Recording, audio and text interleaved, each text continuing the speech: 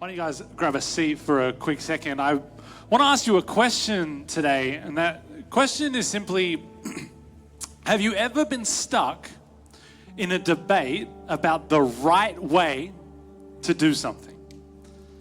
My own self, I've got myself into a lot of hot water in my life because I believe very strongly sometimes that there is a right way and a wrong way to do things. And sometimes I have found myself deep down an argument path because I'm so passionate about what I believe to be the right way to do something. And I don't know what your story is today. I don't know kind of what you're carrying as you walk into this environment, or whether this is your 2,500th time in church or your first. But there's a question that we have been debating as a human species since the dawn of time. And that is, what is the right way to worship God should that God exist? What does that God look like? Is it a one God? Is it multiple? Does it have a name? Is it a thing? Is it the world? Secondly, maybe we're just asking, well, what's the right way to approach that God? And what I want to do to help us answer this question is look at an interaction that occurred between Jesus and a woman at a well a little over 2,000 years ago. We're going to read this account, and what you need to understand about the context of what's going on is that Jesus is engaging with a woman who is in many ways an enemy of the people that he comes from. This woman is from Samaria, and Jesus is a Jew. And these two entities, these two groups of people have been at war with one another for many hundreds of years. Not to make light of the situation, but it would not be dissimilar to the current conflict that is occurring between Palestine and Israel. And Jesus approaches this woman and they engage in a conversation. And as Jesus is speaking with this woman who he's not supposed to be speaking to, he brings up a bunch of stuff that is going on in her life that she probably doesn't want anyone else to really know about. And she asks Jesus a fascinating question. She effectively says to Jesus, well, where is the right place to worship? And I love Jesus' response. So we're going to read this account together. It's from the book of John, which is one of Jesus' closest friends. And this is him recounting back the life. So we're going to start in John chapter 4. And we're just going to catch the last part of this story. This is the woman speaking. She says, our ancestors worshipped on this mountain. But you Jews claim that the place where we must worship is in Jerusalem. Woman, Jesus replied, believe me, a time is coming when you will worship the Father, neither on this mountain nor in Jerusalem.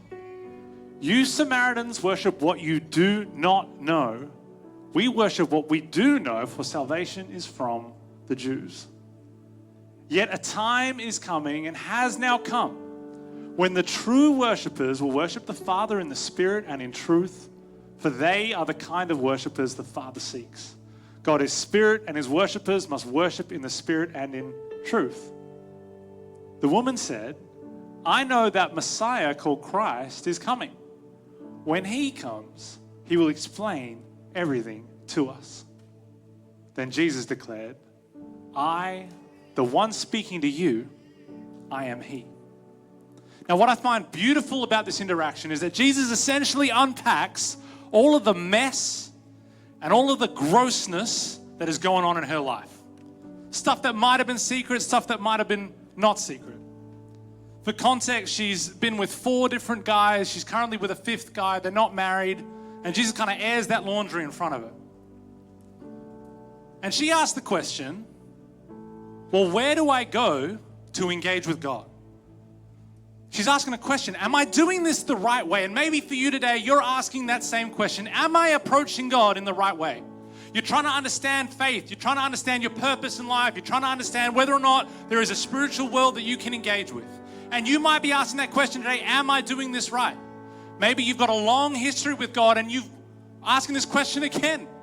Am I actually doing this right? I mean, I feel like I've been following you for 15, 20 years. I'm not 100% sure where I'm going or what the point is. And she essentially says to Jesus, where can I engage with God? And what I find beautiful about Jesus' response is it's incredibly powerful. He says it's not about where. You can worship wherever you are.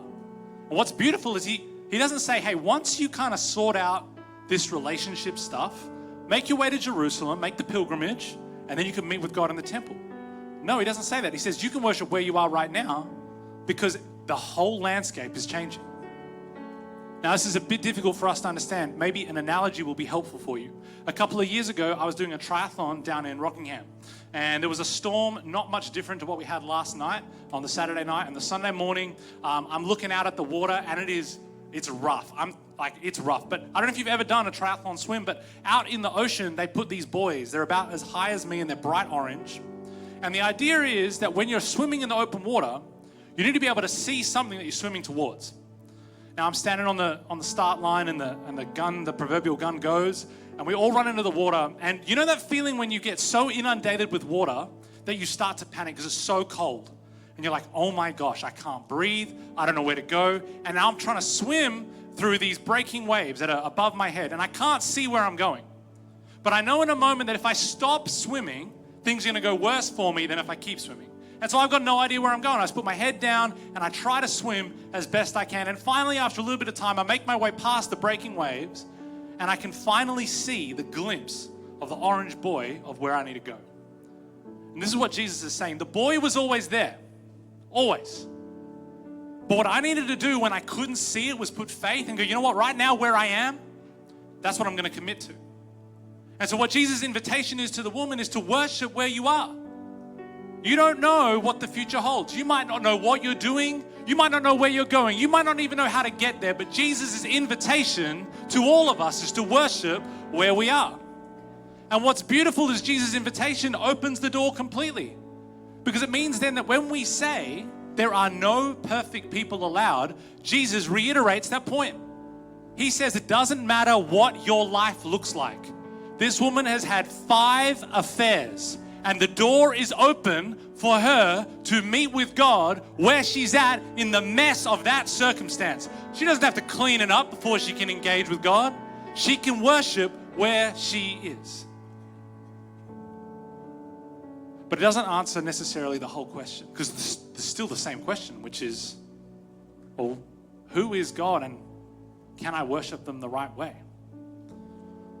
And when Jesus says that he is the Messiah, he is the chosen one, what he's effectively saying is that Jesus is the answer. And so why is it that Jesus is the answer? And this is the key to everything we do.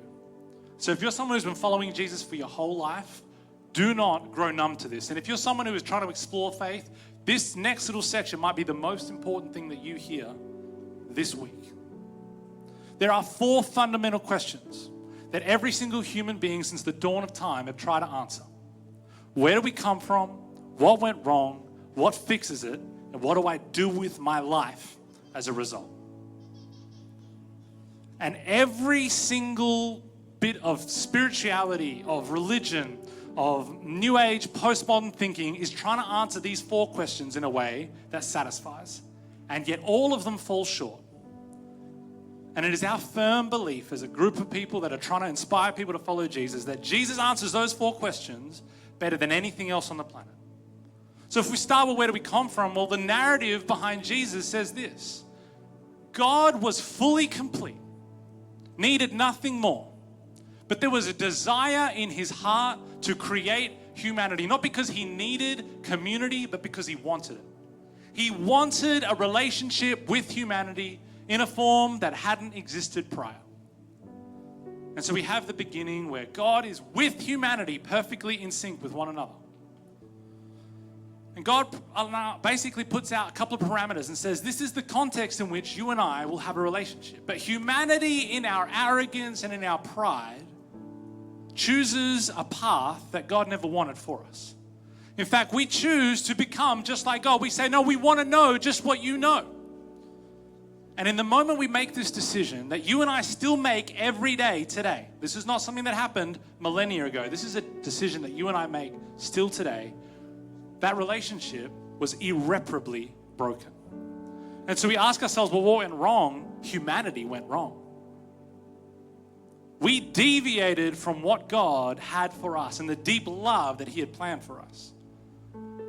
And this is the lynch question. This is the hinge point. This is where it all changes. Is, well, what fixes it? Every other thought process, self-help, get your life together kind of attitude is going to say, if you can fix what's wrong in your life, then that's what will fix this irreparable damage. In fact, you know what? If you can pray a certain amount of times per day, if you can behave in a certain way, if you can get all of your outward behaviors to operate within a certain context, then you can approach God. But Jesus flips that totally on its head and he says, worship where you are. You don't have to get anything else together. You got to get it together. Why? Because Jesus fixes it. Jesus sacrifices the glorious throne he has in heaven to put on a human body. And in doing so, lives the life that you and I were always designed to live and yet never could. And Jesus chooses voluntarily to go to the cross, to die the death that you and I deserve so that we can have restored relationship back with God. And if we grow numb to this, if we lose sight of this, we lose the whole point of what it looks like to follow Jesus. Because suddenly we start to go, well, if I can behave a certain way, if I can do a certain thing, if I can make it feel a certain way, then I've done it. But Jesus is saying that's never going to fix it. And that hole that you are trying to fill in here is never going to be filled. So Jesus' invitation to us is worship where you are. And so the fourth question, then what do I do with my life as a result? Well, that's the offer on the table for you. There is an invitation from Jesus to come from death to life.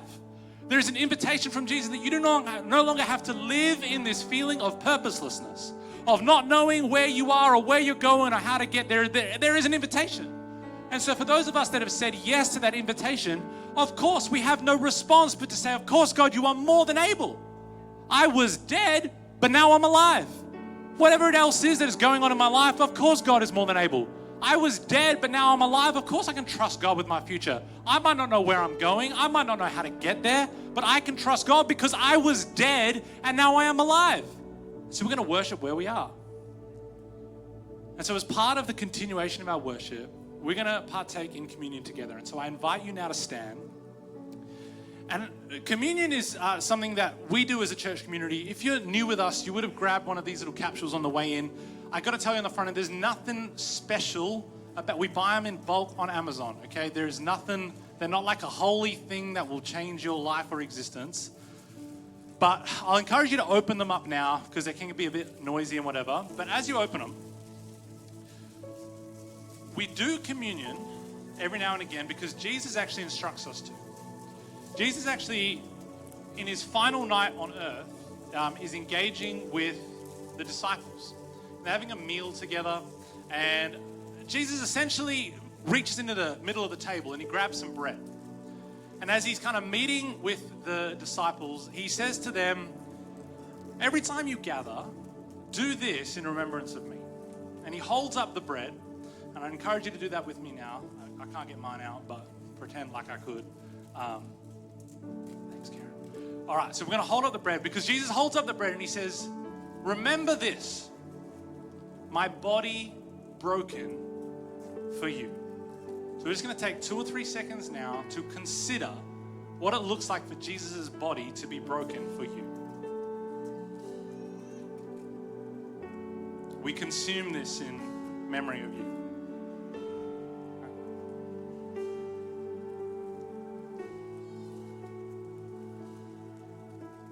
Jesus then reaches out and he grabs his goblet of wine and he holds up his wine.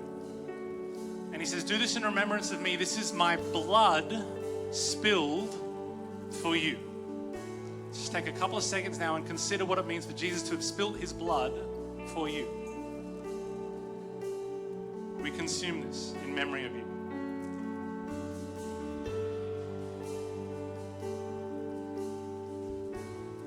And so, Jesus, we just invite you into this space and into our hearts. We ask that your name would be made famous first within us and then outside of us.